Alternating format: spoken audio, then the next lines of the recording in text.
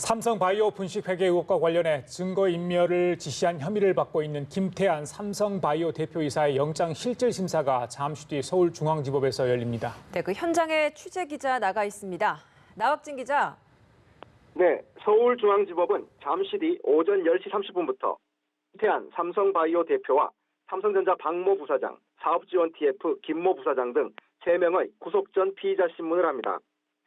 김 대표 등은 삼성바이오 분식회계 의혹에 관한 검찰 수사에 대비해 이전들에게 관련 파일을 삭제하고 서버와 노트북 등을 숨기도록 지시한 혐의로 그제 구속영장이 청구됐습니다. 검찰은 앞서 삼성이 그룹 차원에서 조직적으로 분식회계 증거인멸을 지시한 정황을 포착하고 지난 16일 김 대표 사무실과 삼성전자 사업지원 TF 사무실 등을 압수수색했습니다.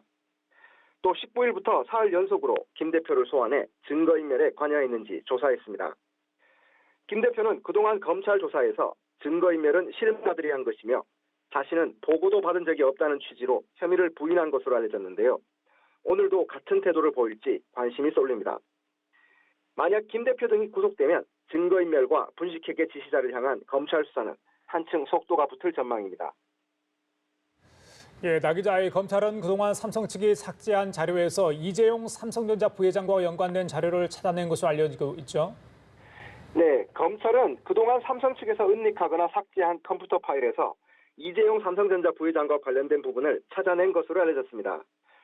분식회계 대상이 된 삼성바이오 에피스에서는 작년 7월 검찰 수사에 대비해 컴퓨터 파일을 대거 삭제했는데 이 가운데 부회장 통화 결과와 바이오젠사 제한 관련 대응 방안 부회장 보고라는 폴더가 포함된 것을 검찰이 확인하고 상당수 복원한 겁니다. 이 중에는 분식회계의 핵심적 동기로 꼽히는 삼성 에피스에 대한 합작사 바이오젠의 콜옵션 행사 여부 등을 놓고 이 부회장과 바이오젠 대표가 논의한 통화 기록이 포함된 것으로 전해졌습니다. 통화 내용 대부분이 신약 등 현안과 관련해 협의한 것일 뿐 회계 처리나 합병과는 무관하다는 것이 삼성 측 입장인데요. 하지만 검찰은 이 부회장이 콜옵션을 비롯한 지분 문제를 직접 챙긴 것으로 의심하고 있습니다. 검찰은 이재용 삼성전자 부회장의 최측근으로 불리는 정현호 삼성전자 사업지원 TF 사장을 조만간 소환해 증거인멸과 분식회계 여부를 조사할 방침입니다. 지금까지 서울중앙지법에서 연합뉴스TV 나확진입니다.